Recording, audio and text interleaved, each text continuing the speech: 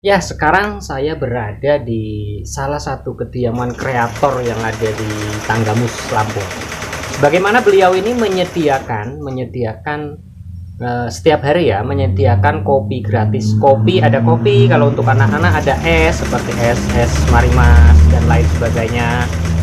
Itu memang beliau disediakan itu gratis untuk masyarakat yang misalkan, karena di depan ini kan ada bidan, di samping ada pasar, misalkan ada ya mungkin orang yang menunggu saudaranya lagi sakit di tempat ibu bidan, atau mungkin mengantarkan suaminya atau istrinya atau saudaranya ke pasar, menunggu, bisa mampir ke kediaman beliau untuk minum kopi secara gratis.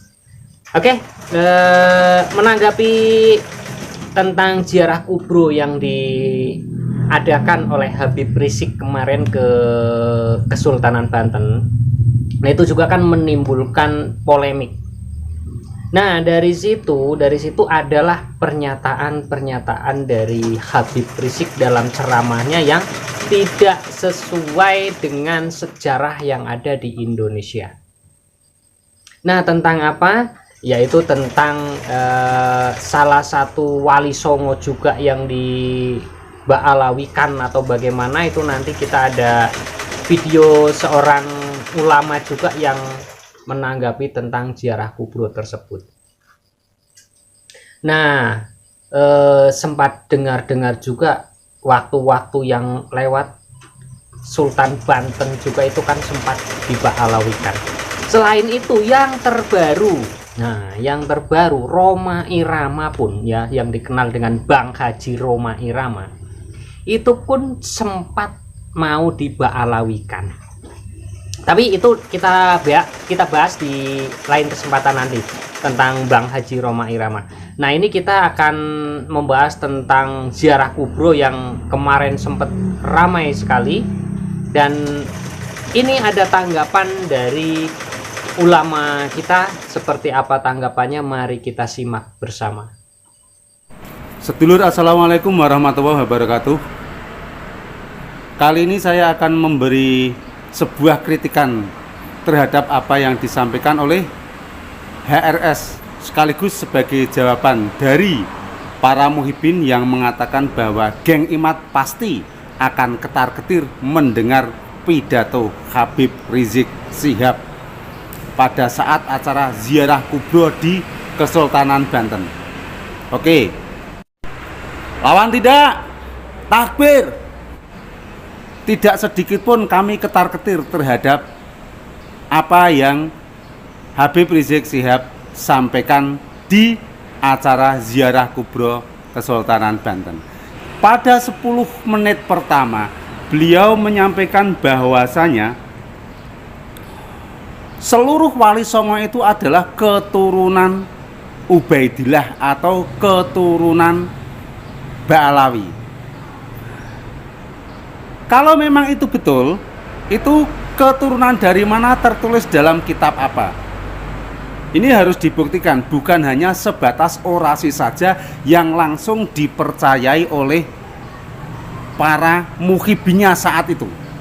Kemudian masih dalam 10 menit yang pertama, Habib Rizik Syihab mengajak untuk menjaga nasab, karena menjaga nasab itu adalah hal yang penting. Beliau mengatakan hifdzun nasab. Betul, menjaga nasab itu sangat penting. Makanya jangan sekali-kali nasab Rasulullah tercampuri oleh nasabnya orang-orang yang sebenarnya sama sekali tidak menyambung pada Rasulullah Shallallahu Alaihi Wasallam. Itu sejatinya hifdzun nasab itu seperti itu. Dia juga mencontohkan bahwa nasab itu sangat penting. Buktinya adalah Gibran terpilih sebagai wakil presiden. Kalau Gibran itu bukan anaknya Pak Jokowi, mungkin Gibran tidak akan terpilih sebagai wakil presiden. Betul? Takbir.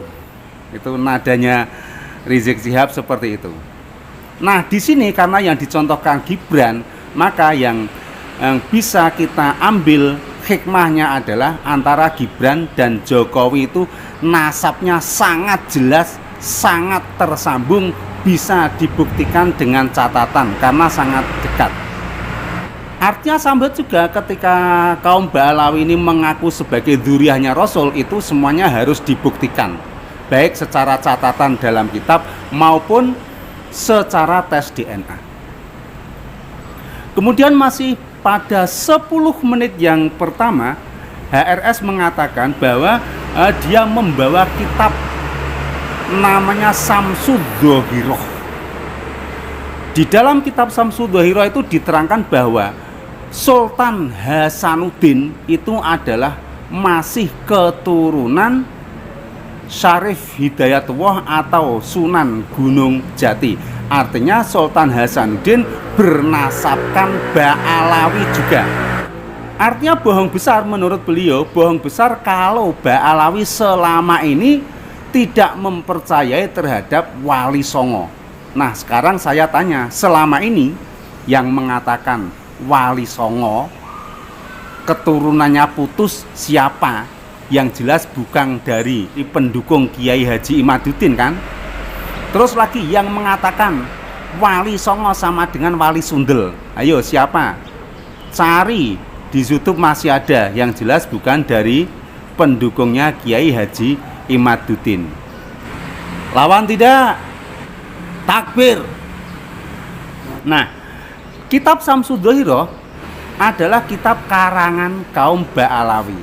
Ya, sudah jelas namanya karangan kaum Ba'alawi pasti akan membela kaum Ba'alawi. HRS juga mengatakan bahwa kitab itu ditulis dalam waktu, sudah dicetak dalam waktu yang sangat lama. Sangat lama itu tahun kapan, Bib? Karena yang kita cari adalah kitab-kitab pada abad ke-4 sampai abad ke-9 yang menyatakan bahwa Ba'alawi tersambung melalui Ubaidillah ke Rasulullah SAW itu tercatat dalam kitab apa? Bukan kitab-kitab yang ditulis oleh karangan Ba'alawi. Kalau kitab-kitab yang ditulis oleh kalangan Ba'alawi, apalagi pada abad ke-12, abad ke-10 sampai ke sini, ya mesti saja isinya membela tentang habaib, isinya mengatakan bahwa Ba'alawi adalah turunan Rasulullah, sudah pasti. Kalau itu kitabnya dari kalangan Ba'alawi tahun-tahun sekarang ini. Nah, kemudian di 10 menit yang kedua, Habib Rizik Syihab bicara tentang pentingnya sejarah. Sejarah Sultan Banten itu nyambung kepada Ba'alawi juga. Sejarah Sultan Banten itu nyambung kepada Ba'alawi. Ini semuanya harus dibuktikan. Masih pada 10 menit yang kedua juga, Habib Rizik mengatakan bahwa Wali Songo semuanya adalah keturunan Asmat Khon, keturunan Ubaidillah. Nah, di sini ada sesuatu yang aneh, saudara. Mengapa aneh? Karena kita tahu bahwa di antara Wali Songo itu ada salah seorang wali yang asli keturunan Jawa, kalau tidak salah seperti itu, yaitu Sunan Kalijogo. Maka kalau Sunan Kalijogo juga dimasukkan sebagai keturunan Ba'alawi atau Ubaidillah, ini sesuatu yang aneh, karena Sunan Kalijogo ini adalah salah satu anggota Wali Songo yang asli orang Jawa. Dulu beliau namanya adalah Lokojoyo.